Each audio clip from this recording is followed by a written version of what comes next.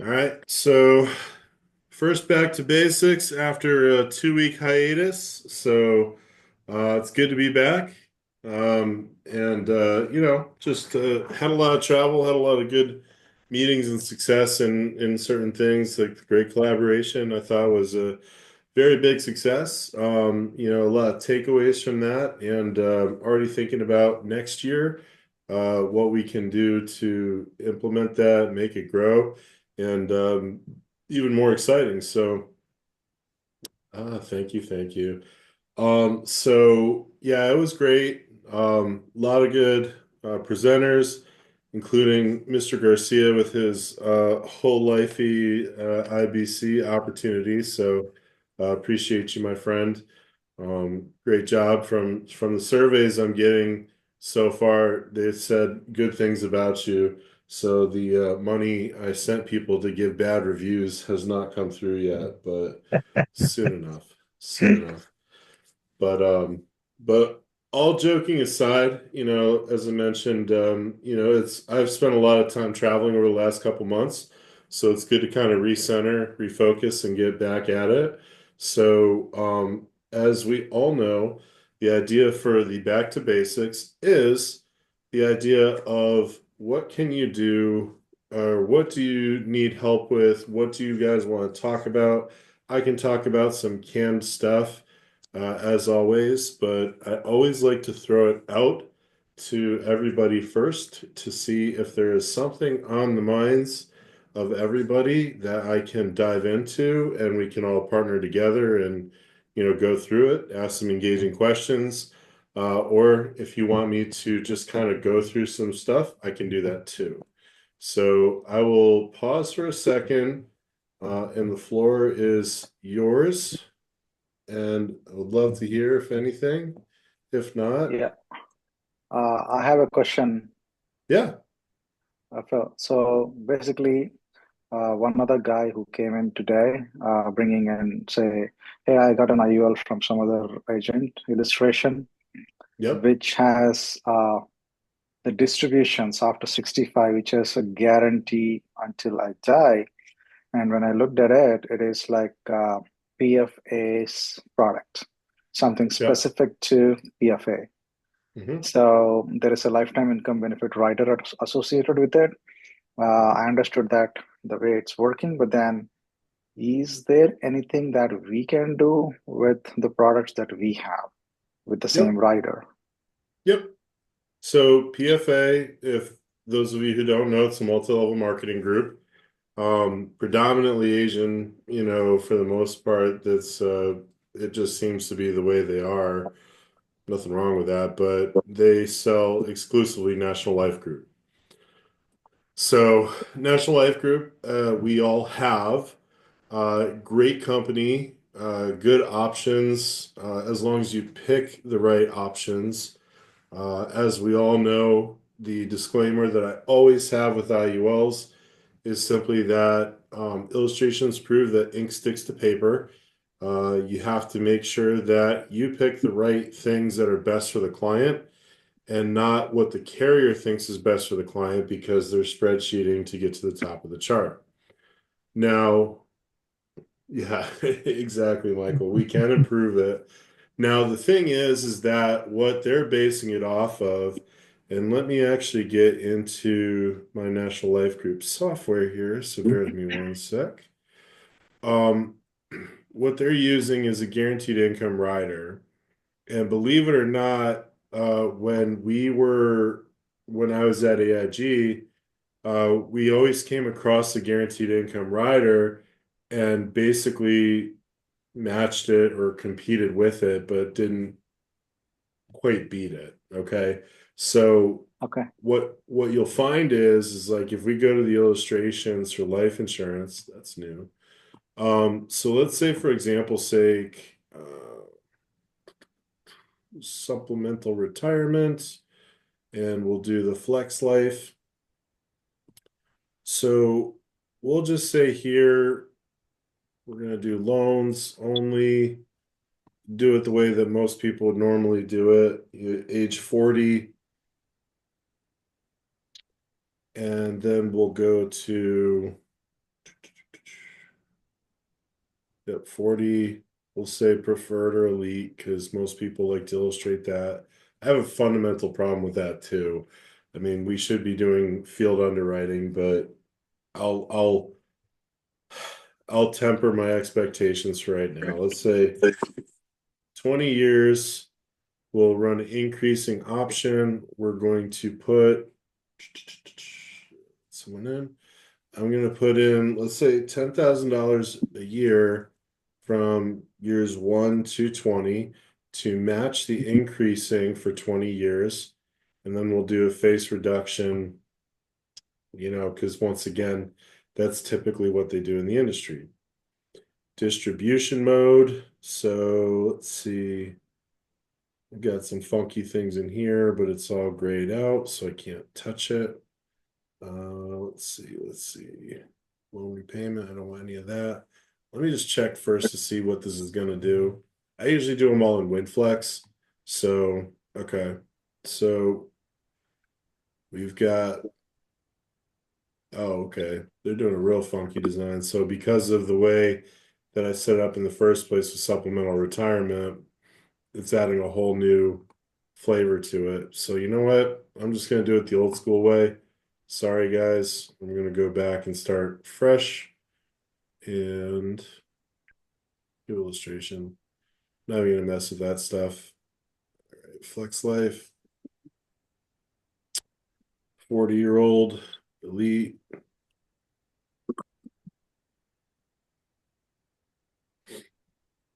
Okay. Death benefit and funding. We're gonna do minimum death benefit max cash. Once again, increasing for 20 years. Then we're going to do the premium, specify the amount. I'm gonna do 10,000 from 1 to 20 to match that. Distributions, we're gonna specify. So you'll see this. You can Right. solve for income or you can do lifetime income benefit. So let's do solve for income first. We're gonna take loans and we're gonna start. Here's the cool thing. So you can do age 65 to maturity. So that little, like this whole software is called Foresight. This is a competitor of WinFlex and some others. So typically what you see is Foresight, you see iGo, you see WinFlex. So typically with this type of design, this at or A65 would be how you'd run it. It's already got it at loans and net surrender value is $1 at retirement. So we'll do the quick view and you'll see 10K, and then we're pulling out $43,098, and that goes forever. So if I wanted to Okay. flip the script, okay, so here, solve for income, I want lifetime income benefit, and once again, I want to do age 65 to maturity, and let's see what it gives us. 31,000. So what happens is these are again fictitious numbers. You can do it. It's not going to give you as much, but you can do it. What it's basically doing is it's annuitizing the cash at time Right. of claim. Okay. Or claim, time of pulling out funds. So yeah, you can build an income stream and your death benefit will fluctuate based off of what's coming out. But it is cool because it won't lapse your contract. So, for someone who kind of likes that idea of upside market potential and then guaranteed income, it's kind of like a mixture of an annuity and a life insurance policy from that standpoint. But again, you're going to sacrifice some income for guarantees, is the best way to put it. Okay. Perfect.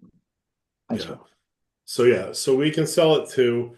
It may not be as flashy as the one that PFA has, but I'll be honest, when I worked at my prior company and we designed a proprietary product for an organization that we wholesale to.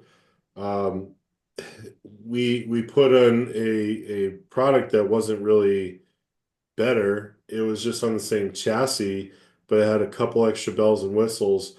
But it was an idea to talk about exclusivity. So once you have exclusivity, that means you can market that. So it's a marketing ploy to say that you have a better product, but it doesn't mean it's actually better.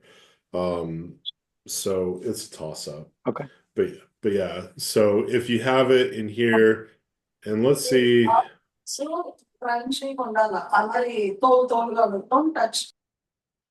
So let's see if we have that in the same in WinFlex. I think you do. Just for reference sake. Oh no, the dreaded Ajax error. Let's see if that doesn't affect this. So National Life Group, OMN, there you are, Flex. Hey, Phil, Yo, I actually did a video breaking down that product in page by page in the illustration. oh, the The other PFA thing, one? yeah, yeah. The other thing to know when you take the lifetime income is it strips all the other benefits away from the policy. No ABRs? Yep. Can't access them. Jesus. Just FYI. So So you're you not mean only the sacrificing accelerated death income. benefits? Hmm. Right. Oh, Yep. Right. You cannot take the accelerated death benefit while you're taking the lifetime income. okay. Yeah. So that's why I say like, from the design and what you have here, and it goes back to annuities too, because like I had this argument with my dad actually after the conference, because my dad's a money manager, and he's even talking about because we were talking about estate planning and stuff like that. And he's like, I'm just gonna put my money into an RIA, fund account like S&P and 4%. And I was like, well, Dad, 4% isn't 4% anymore. A lot of people are talking about 2%. And he got all offended. He's like, no, it's 4% still. I was like, calm down. So I was like, are you willing to sacrifice some market performance for guarantees? And I told him, I was like, you're not around anymore to manage it. So this is going to be on mom and myself, so we had an educated conversation. And then I said to him, I was like, well, how much do you think? I was like, how much do you need a month? He's like, I need to supplement about 5,000 a month or 60,000 a year. So I did reverse engineering, and some of our annuity software can do that, where it says, hey, I want 5,000 a month. What at 75? What would I need to put in today? And it gave X number. And he says, that's actually not bad. So, when it comes to certain conversations, like this would be good for some people. Guarantees, always a good thing. The idea of even having a conversation as an option, I'm always a fan of options.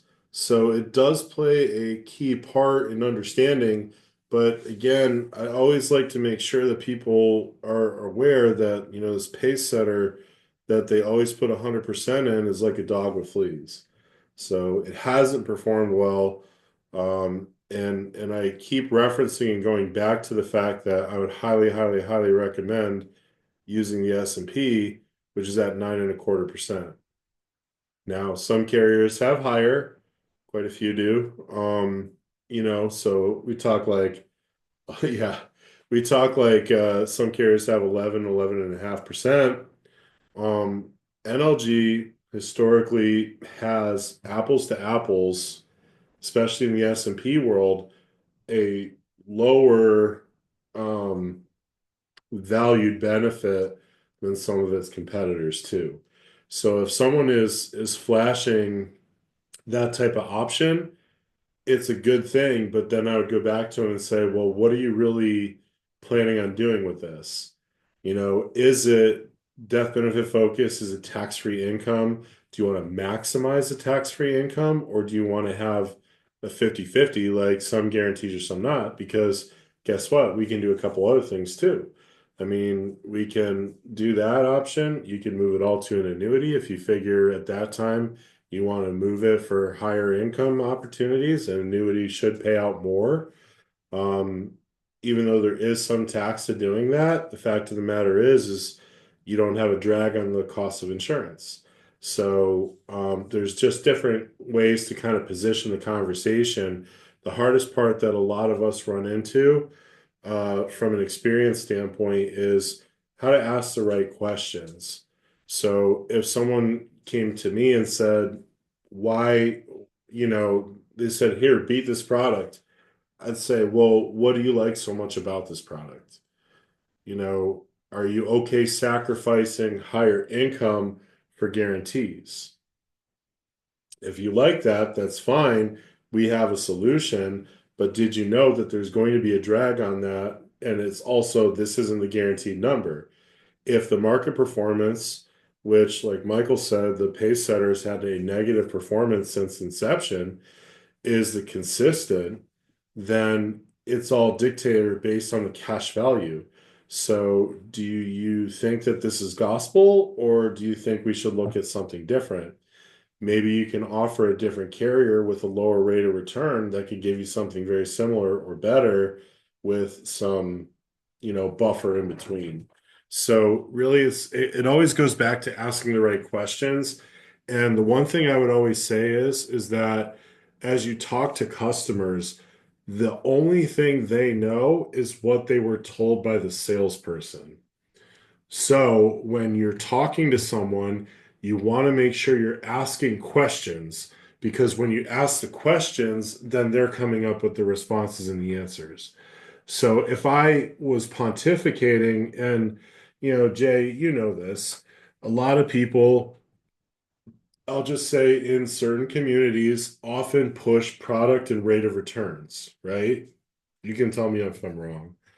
But when you go back and say, well, why is this 30% bonus and an 8% roll up beneficial for me on an annuity when I could show you one that has a 10% no bonus and it'll give you a better guaranteed income?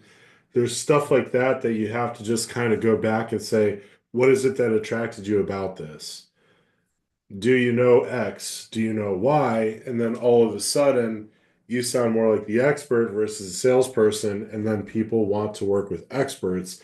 They don't want to work with a salesperson. Yeah, fake bonuses. A lot of people pitch it as cash value when I call it funny money or monopoly money. So, and I guess we've been talking about annuities a little bit, and I keep bringing it back to that. Is everyone, because I know we have a range of people in here who are experienced and not experienced. Do you guys know what I'm talking about with these premium bonuses and things like that? Okay. You Yes. good? Okay. Yes. Thank you. No So problem. I just want to make sure. I worked at AIG in the annuities department before I left. So I'm doing Just my making sure. annuities education right now, but I'm going through it fast. Good. Yeah, it's so tough. Like especially when it boils down to differences between products, differences between carriers. That's why, a lot of times as we talk about where we are, from the Valor standpoint, Michael, I know you're the same, carrier specifics and not going too broad, because eventually they all come out the same. I mean, within reason. I'll be honest. There are some that I value higher than others, but from a reasonable standpoint, the idea and the objective is the same. If you illustrated it appropriately in the way you felt it would be appropriate, like I say with the S&P personally, should come out fairly well for the consumer. So when you start dabbling deeper in these bells and whistles, a lot of times it's a bell carrier for another organization, and they're just going to try and push and push and push and push that. I have a So question. Sorry, I yeah, didn't mean to no, interrupt. go ahead. Go ahead. Um, I just want to hear from you because you're very seasoned in this. So let's say you're doing like a fact-finding meeting with me, and Mhm. I want to just learn, oh, I heard maybe I should put my money in annuities. I don't really know, I just heard that it's a good thing, that it's kind of like building my own pension. What kind of initial questions would you ask? Mhm. I'm curious because I'd like to write them down for Yeah, fact so finding. that's Hmm. a that is a great question. Oftentimes, what I like to do is when it comes to fact finding, I'll say I cheat a little bit because, once again, being seasoned, like a Hmm. fine steak, right? I've been seasoned. What I like to do is I like to actually kind of plot it out. So bear with me Hmm. 1 second here. Sure. My screen is being funky. It won't let me switch. Hold on 1 sec. Let's see here. We'll close that. I don't know why that would matter, but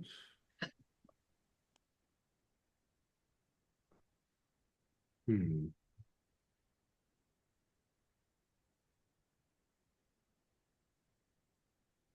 All right, that worked. Let's see if we do this. Whiteboard, everyone see it? Okay. Yep. So when we think about our customers, I usually kind of do a little thought process in my head of how you would want to analyze the certain customers. Um, Take session tomorrow on annuities, bonus pros and cons. Yeah, I can kind of integrate that in for tomorrow. I can do that. So if we look at, say, customers, and I'm just gonna start out with the age range of 0 and go all the way to 75, okay? So when we think about the time horizon where we want to talk to customers, so let's say like 0 to probably about, I want to say 8, you would talk about like 529 alternatives. So you can Hmm. use, whole life, you can use IULs in that range. After that, I wouldn't use it as a cash value opportunity for juveniles. But when Hmm. you talk about the ages, like say 8 to, let's say, even 18 or so, Hmm. then what I like to do for people is talk about funding, let's just say permanent insurance Hmm. with cash value for the kids so they can use it for their potential retirement. Hmm. Doesn't have to be a huge amount. So, good Hmm. example, I have my boys who are 16 and 13. 2 years ago, we bought them $250,000 policies, $2,000 a year by 65, and it's only a 20 pay. So, if they don't put any more money into it, they'll get about $20,000 of tax-free income in their retirement. Okay. Hmm. So when you start then moving into, let's say, the 20s to the 40s, we'll say, okay, and I'm going to bring that down here. That is where you're talking about the accum phase, right? Younger age, well, let's even say 50. Okay. So accum phase. So my first questions would be is what are your current responsibilities?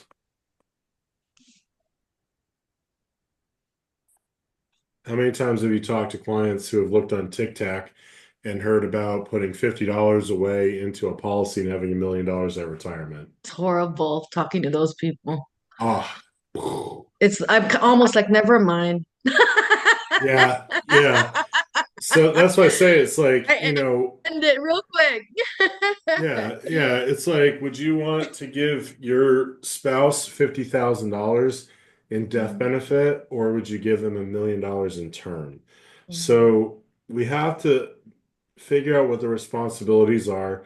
When you think about responsibilities, there is like a pyramid of what people talk about. So at the bottom is protection. Then you have your emergency funds, you have your daily livings, then you have your retirement, and then you have your fund money. Some people will flip them, but so when you think about that responsibilities accumulation, the next step is how much do you plan to put towards your retirement? Okay. And so the questions at that point are you looking for something with, tax free? Or are you looking for some type of deductions?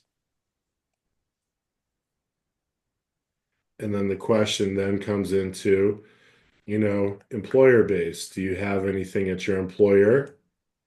Or are you the employer and you're looking for tax deductions for yourself, like a SEP or a simple, an IRA, things like that, which we can offer. Okay. That's the thing is a lot of people don't realize that we can offer stuff like that without a FINRA license. Yeah. Okay. Tax free. You go down the road. How much can you put in on a monthly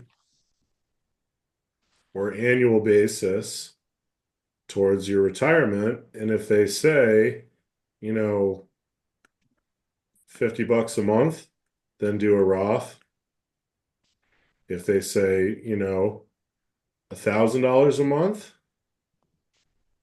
then I would look at a LERP. So it's a tree of questions that ultimately, when you think of how you're going to talk to people, it's like a dance. Okay. Yeah. And with every question, you're swaying them which way you want them to go, and depending on their answer, you have to pivot and Yeah. move. So when you think about the responsibilities, typically the responsibilities are captivated by term. Then with whatever's left over, we look at retirement. Do you want it tax-free or do you want deductions? Do you want some write-offs? Are you a W-2 employee or are you a 1099 employee? What do you currently have in your retirement plan? Do you have an old retirement plan? So once again, when you ask stuff like that, you're now looking to see if there's a rollover from a prior 401k to Mhm. an opportunity for an annuity. Okay. So, with that being said, when you think about that, accumulation, the deductions, this can be an annuity, okay? And this Roth can be an annuity too. So with National Life Group, we can do $100 minimum in a Mhm. Roth or a traditional IRA. I would go into a fixed index annuity and you'd be able to do that no problem. You have to remind me what an ESOP is, Penny. I'm old. And employee stock option plans. Ah, I don't think we can do ESOPs. I'm gonna double check. Um, I'm gonna double check. I know we can do pensions, 401ks, cash balance plans. We can do harbor plans, safe harbor plans, 412(e)(3s, but I haven't seen us be able to do ESOPs yet, so let me find out. Do you know someone who needs one? Well, my sister-in-law, my sister and my brother-in-law have an old ESOP from his company that they still have. And Oh, so they have a 401k that's just sitting there with an old company. It's about $100,000. But they're also in some IRS trouble, but the IRS will allow them to contribute as much as they want to retirement and, pay the IRS for the rest of eternity. And so they're thinking, how do we, yeah, keep as much money as we possibly can for, for us and our family and then pay the IRS in due time. always in due time. Yeah. Well, I was gonna say if they had them in old ones, we could move it, but if there's a need for the government to get their hands on it, might No, want to they look won't, at they're that. not, they won't touch the retirement plans. Well, I'm saying if you moved it to something where they won't lose money and it can grow, that's where you can move it to something that has a zero floor and upside opportunity. So just a thought. And the reason we want to get that money out of a 401k is just because of the fees that are associated with a 401k, that there's not as much growth in there. Okay. Yep, the fees, if people don't realize it, but there's about 7 to 8% is roughly the amount of fees per year in a 401k, not Yeah, you including don't lose. downside risk. Okay. So with the accumulation annuities, so once again, going back to the focus being on accumulation, we can offer the annuities that give us growth with no downside risk and no fees. So we can put it into a 0% fee. Michael, you said you can do an ESOP with Lafayette? No, you could do $100 a month Oh, annuity. Yeah. okay. Okay. I did not know that. So that's good to know. I haven't looked at Lafayette's annuities, so pardon my ignorance. So Penny's coming back in. There's two pennies. Phil, you mentioned 401k fees. Hmm. So I've done some online research, right? And what it's coming up with is it's saying the average all-in cost today is about 2.22%. Is so are we missing something then? I think so because when you talk about the management fees, if you think of the broker by themselves, it's usually 1 to 1.25%, Right. depending on the size and the scope. But then you also have sub-account fees, you have administrative costs. So that's why I say, like, most of the time, I would just tell people to get their recent statement and it'll tell them the fees. Everyone that I've seen is around 7 to 8% with all things considered. So could it be different? Now there could be some specialty employer group plans that have like Vanguard or something like that that have like 50 basis points, but few and far between. So the most of the time I've seen it are a little bit heavier on the fees. People just don't see it because they keep contributing to it. So Right. and sometime what you'll also notice is that the companies will also incorporate a money management company, and they'll take an additional 1 to 1.5% to manage the funds. And I found sometimes that those don't even work better. Like I outperformed the one that who'd we have? A light, I think it was for a 401k plan.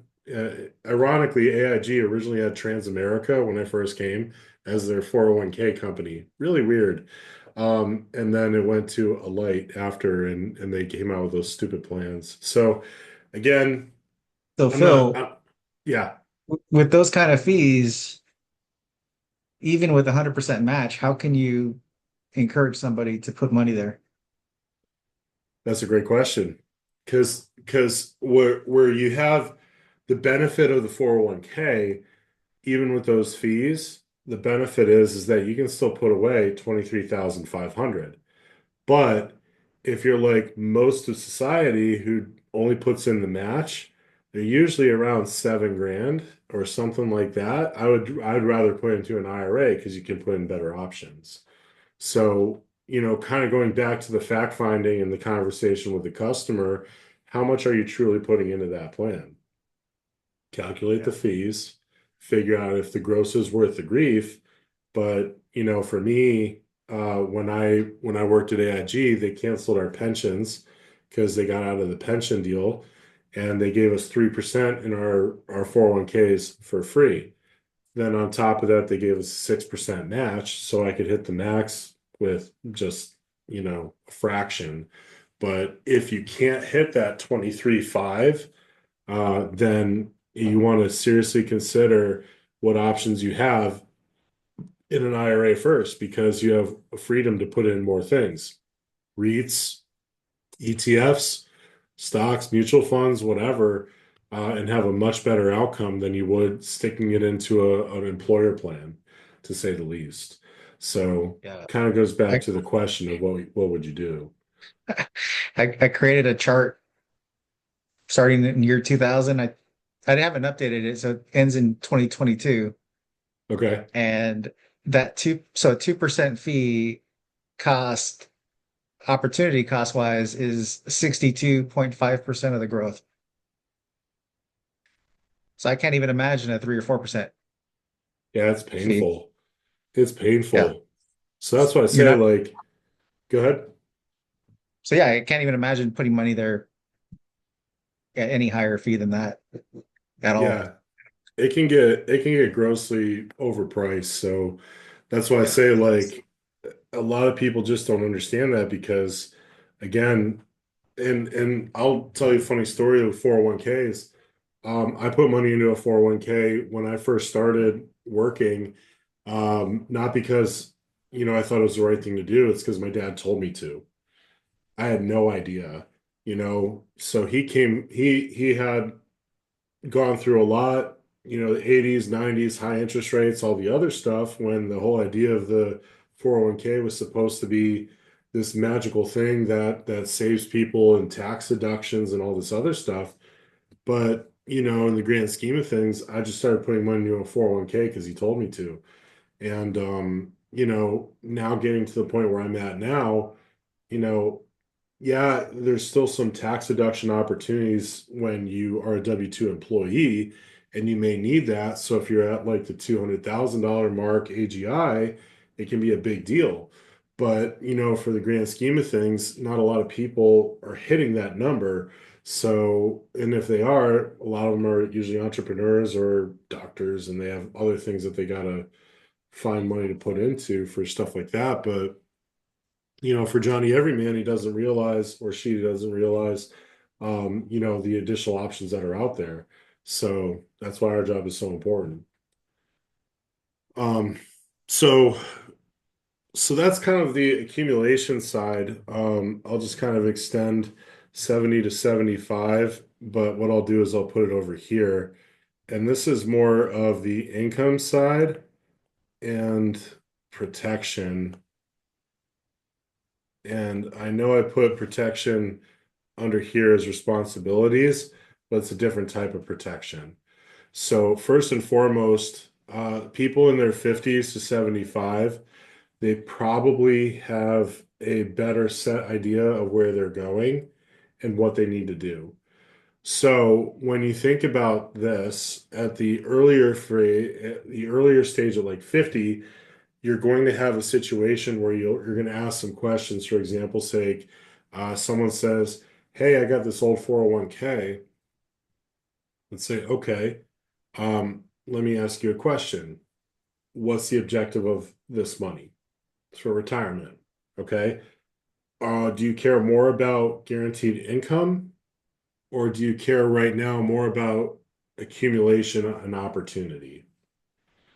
Because 50 can go either way. If I was 50 and I had, say, $100,000, I might say I want to see if I can maximize that for the next 10 years and then put it into an income strategy. But the closer you get to retirement, say 60, 65, you probably want to see people swaying more towards the income option because now you have the guaranteed, um, funny money, as I like to say, the guaranteed accumulation to give you guaranteed income. So once again, when you have questions like this is, I always like to say, what keeps you up at night? Okay. So what keeps you up at night? Are you worried about your retirement? What type of Social Security do you have planned? When do you plan on stop working? Like my dad's 71. Doesn't look it, doesn't act it, but he's 71. And he told me this past weekend that he's probably planning on hanging up the cleats by the end of the year. So he's gone from accumulation, having money coming in, spending it, to now not having money come in and having the nest egg to spend for the rest of his life. So the question is, what keeps you up at night? Could be, are you worried about, income, outliving it? you know, things like that. Would it make sense to move some assets to know that you have a foundation or a floor that will never go away for you and your spouse, or just you? Depends on the person, right? So at that point, you would say, all right, if you could reposition a portion or all of your current retirement plan to something that would provide you income, how much would it be? Now, the thing that I put there is reposition, not take, because when you think of the wording, when you think of who you're talking to, if you take it, they're losing it. If you reposition, it's still their possession. Yep. Like even me, we have a set plan. So it was in our business account, and then it's out of the business account, out of sight, out of mind. And I have to reiterate to my better half and said, we still have this. It's just not visual. So it's repositioning the asset into a different bucket for a different objective. And so it's less painful for someone to hear, is the best way to put it. So the other thing is maybe they don't need income. Maybe they feel they won the retirement game. Well, the thing that hurts most people's retirement, long-term care. So if you think about long-term care, you can protect that in one of two ways. You can protect that with life insurance, with riders. You can protect it with traditional long-term care, but a lot of people just don't go that way. You can also protect it with annuities. There are companies that have annuities with long-term care riders, nursing home benefit riders. So if you can't quite get life insurance, you might be able to get through the back door with an annuity with a rider. So there are a couple different ways that you could skin that cat. But a lot of people don't realize that this is going to be probably the biggest killer of a lot of people's income in retirement because they're not prepared for it. What do people think is going to give them long-term care? It's called Medicaid, right? So Medicaid is government funded. It is basically like welfare for long-term care. Medicaid is used for other things too, like disability and stuff like that. But when people are going on their long-term care needs, you have to be impoverished. You have to have $1,000 to your name. You can own a car, you can own a home, which is weird because you have $1,000 to your name. Excuse me. So, what we have to always tell people is when you are thinking about retirement, retirement is not only income and how to get the most income possible so you can go sit Mai Tais on the beach all day, every day. It can get old. I don't care what you say, Michael. I know you live near a beautiful beach. At some point, it can get old. So he's like, no, it can't. Um, but the thing is that when you talk about retirement, one of the biggest killers is long-term care. I've seen it firsthand.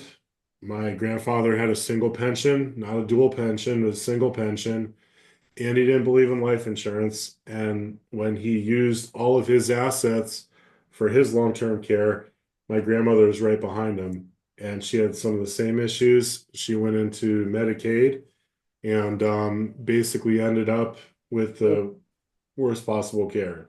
And that was something we had to deal with as a family.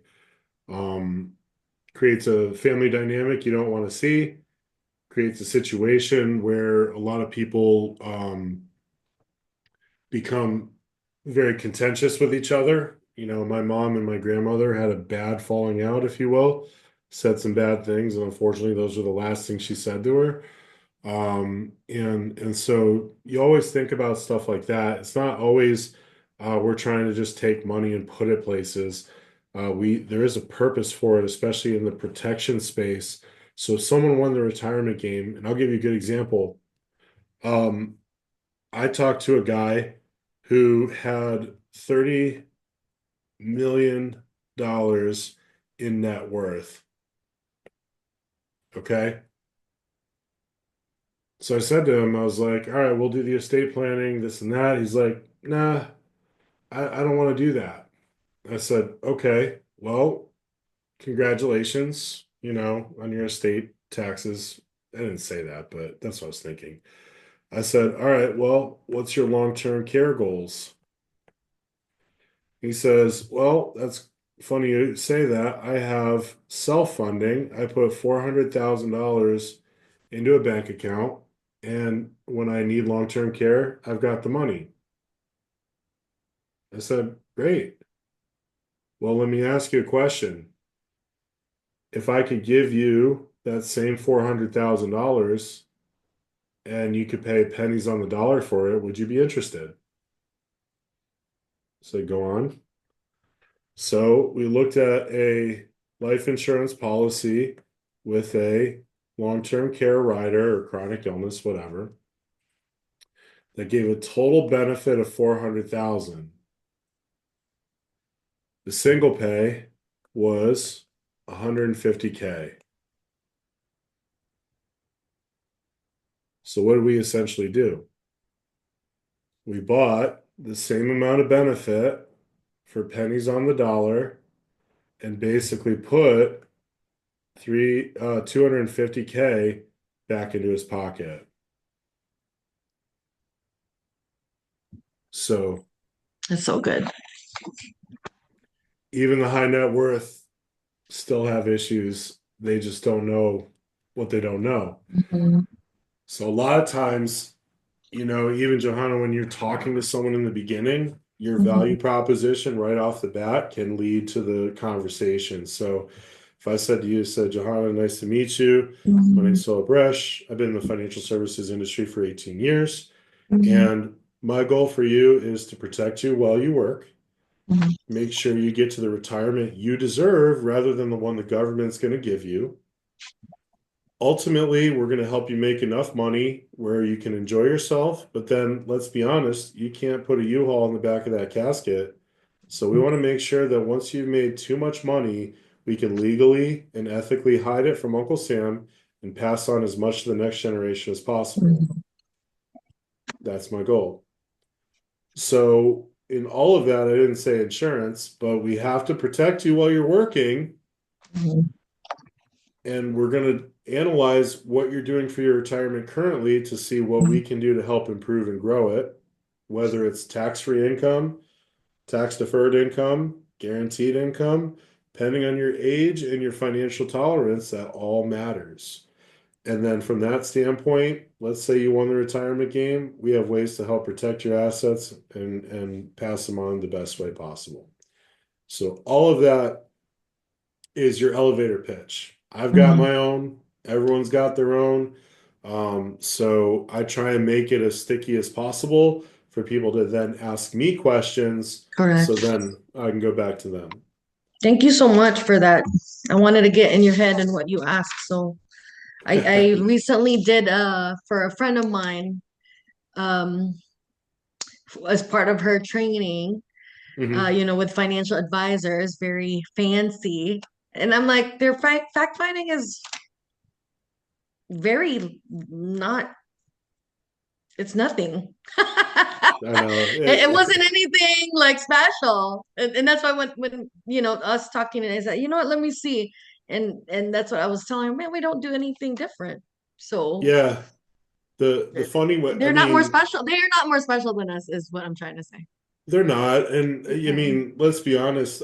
So when I wholesaled to Edward Jones, Mhm. there were guys who were managers at Foot Locker. They're just following the same plan It's that the Edward same Jones thing. tells them to. Yeah, Yeah, and there's nothing wrong with improving your status and your opportunity. correct. But, the fact of the matter is we get paid, pardon my French, we get paid to bullshit. I mean, we really Hmm. do. Just be Um, personable. Yeah. exactly. See ya, Mhm. Preeti. I saw you had to leave. So like from that standpoint, when you think about it, it goes to prospecting. Like, where are you Mhm. prospecting? Mhm. So, and I've said this to so many people, you get what you ask for. Mhm. So if I am prospecting, and I'm not going to judge people for final expense, not my wheelhouse. Mhm. But if you want to talk work smarter, not harder, develop your craft, develop your pitch, and go out and actually just talk to people in the community. Correct. Because all these people who want to do leads online, they're just looking for handouts. And this is not a handout business. You got to Mhm. go out, you got to meet people.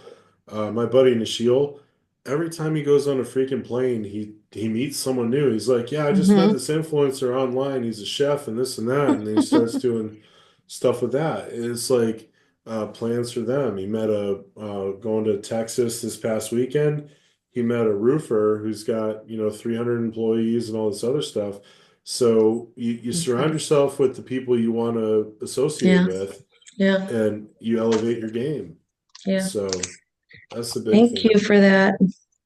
No problem. It I'm sorry if I pontificate a little too much. I love Just playing fill with my whiteboard. was perfect. It was perfect. conversation.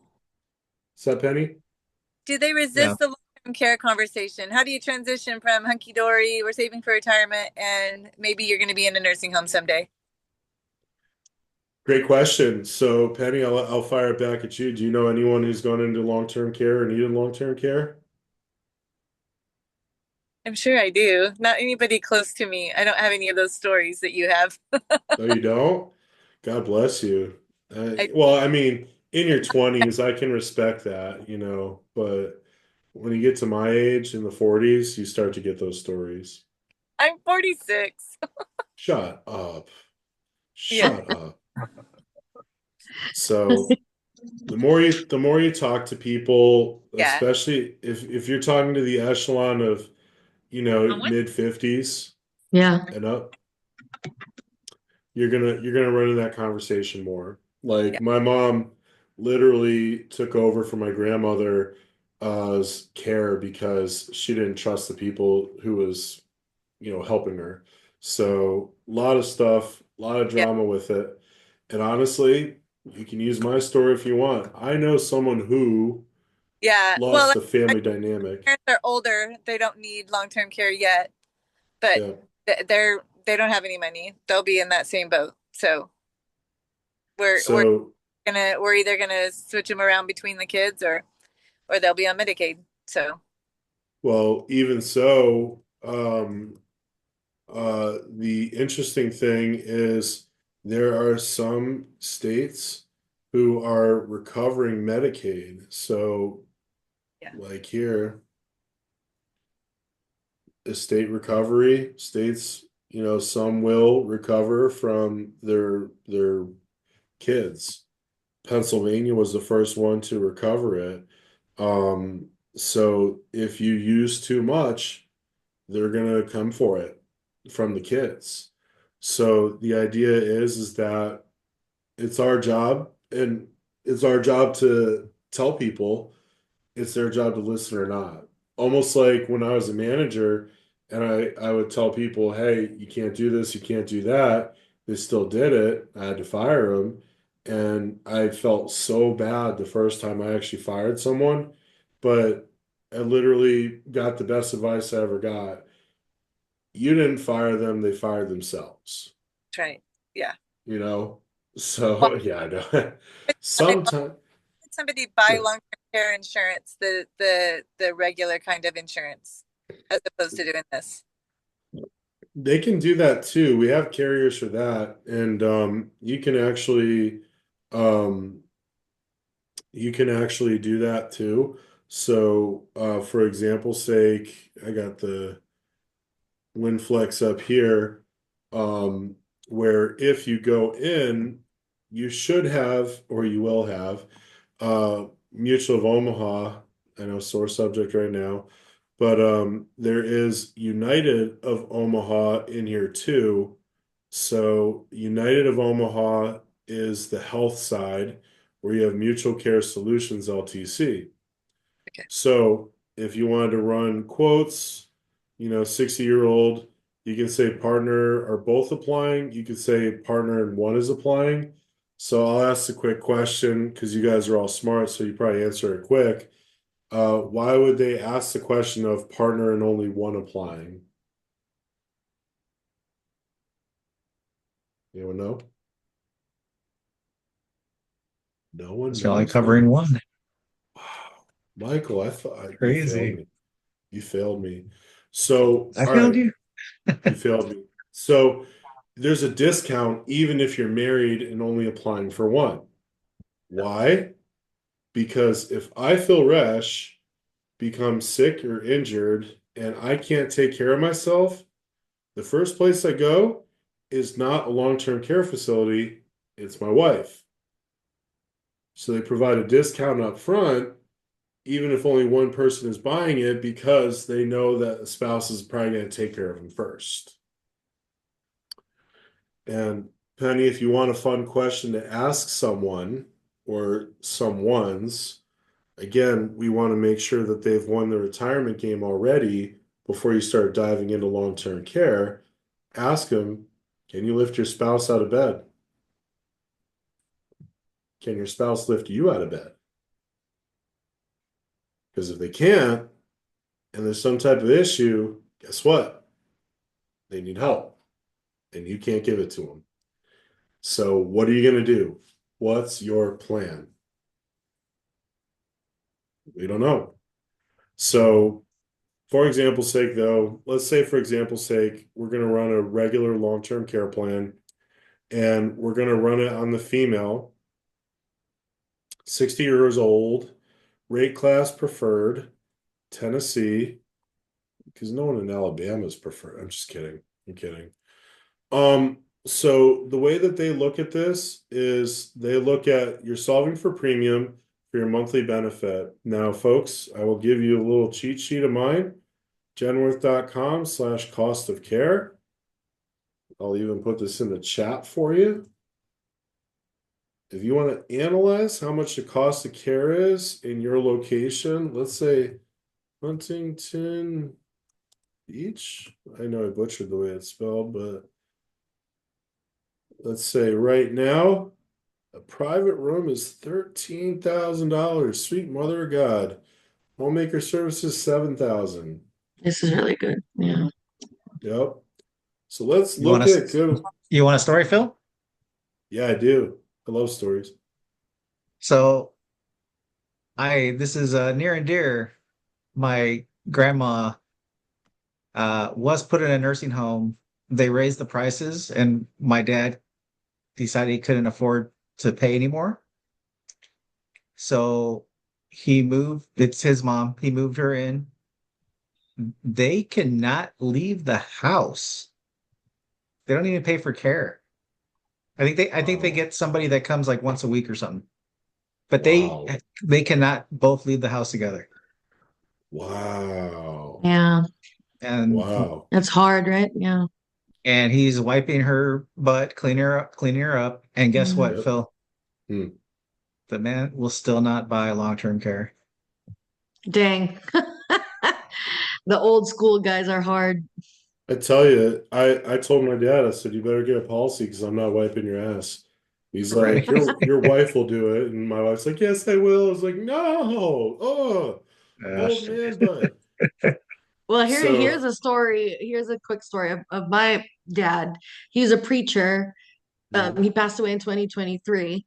Before I got in the business, or I guess right when I got into the business in 2018, he already retired and he mm, couldn't afford to pay his life insurance, which at that time, I wasn't really aware.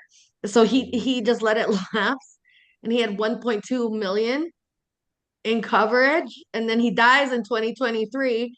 And the only reason why he even got, because I was forcing him, and it was only 30,000.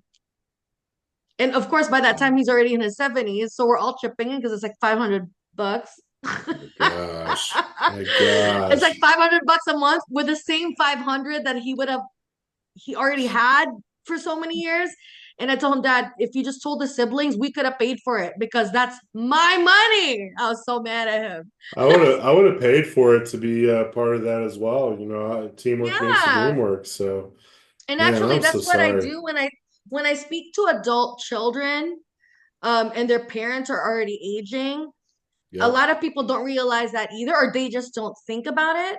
But I tell them this is your inheritance. So beyond the funeral costs, okay, 20, 30,000, let's say very cheap, 15 grand, whatever Mhm. you can get. I always encourage the siblings, let's say they don't have, even if it was just the cheap, the final expense, everyone needs to have I have a Hawaiian family, 5 children, they all got their each life insurance on their dad. Because I told them it's Wow. very important. I don't care if it was just 30,000. By the time your parents are 70, Hmm. you have to get something. And each of them paid. It's so important, It's so and important. that's what I say. Like, there's so many stories. I Yeah. don't want to give you the tearjerker one I have right now, but I agree with you wholeheartedly. And so, like, stuff like this is just so impactful.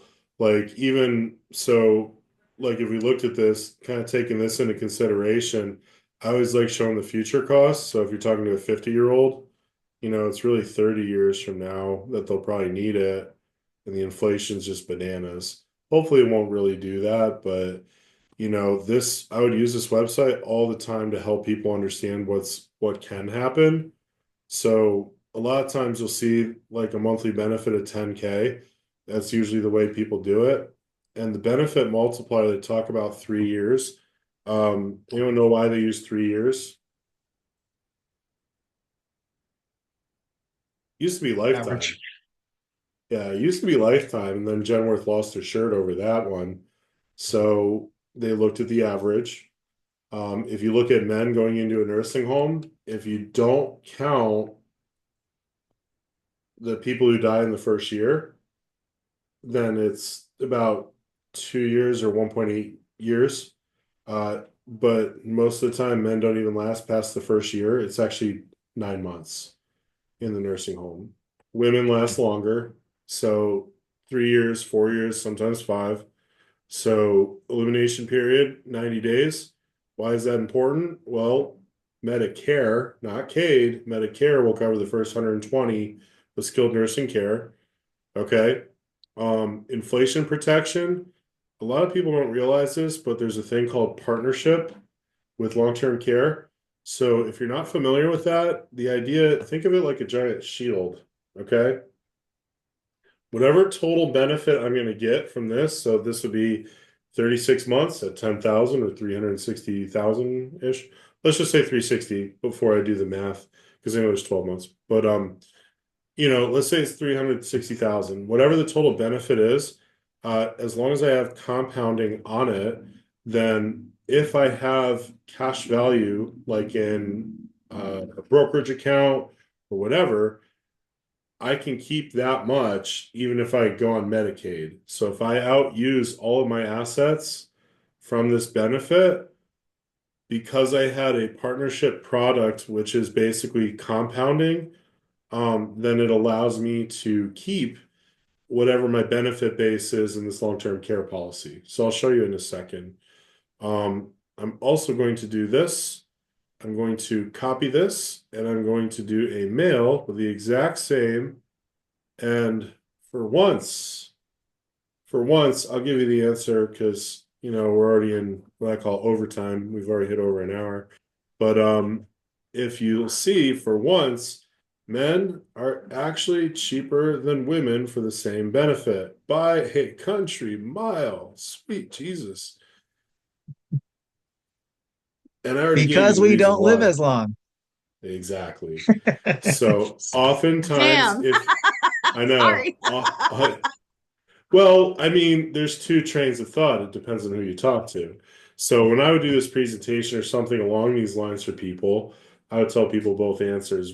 First answer is, we're gentlemen. We're going to do the right thing and we're going to pass away first to allow you 2, 3 years of comfort and peace.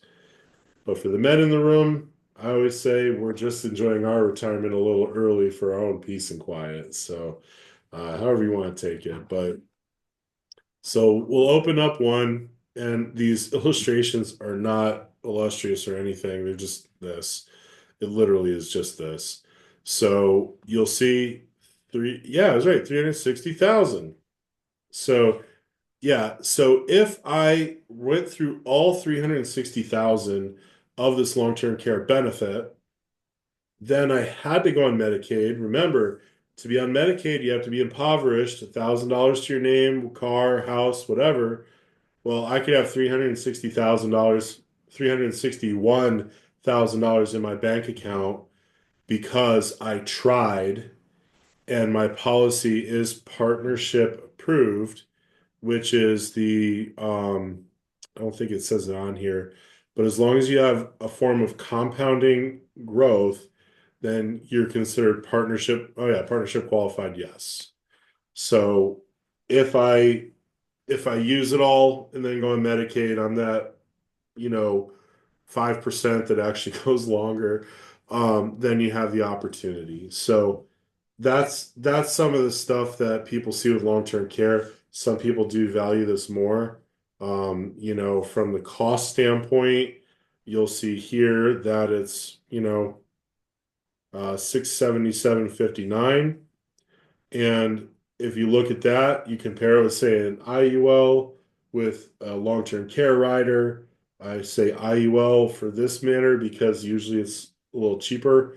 So you had an IUL with a living benefit like chronic illness or long-term care rider, and compare the two, you might see that the cost of the insurance will be higher, but you have a death benefit, cash value, and the benefit like this. So give or take, just depends on what the customer wants.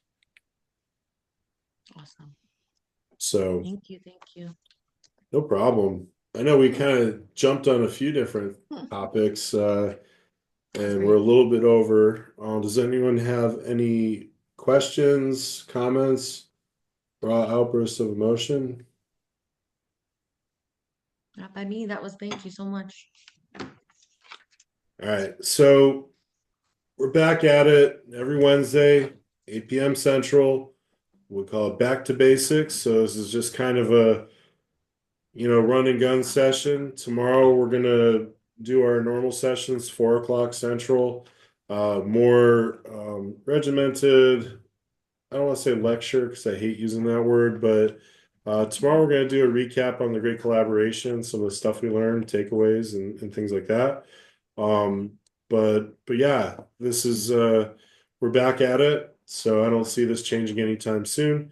I want to say thank you guys. This will be loaded up on the YouTube channel, so if you haven't subscribed yet, at Valor Financial, we have 142 glorious monotone presentations here for you to be whisked away. So they're all in here. Back to Basics have this like army camo, and then the other ones have these cool picturesque things. So long story short, feel free to take a gander at this goose. But this presentation that we had tonight will be up there either tonight or tomorrow morning. So thank you guys. Hope you have a great night, and we'll talk soon. See you tomorrow. Bye. Bye, guys. Yeah.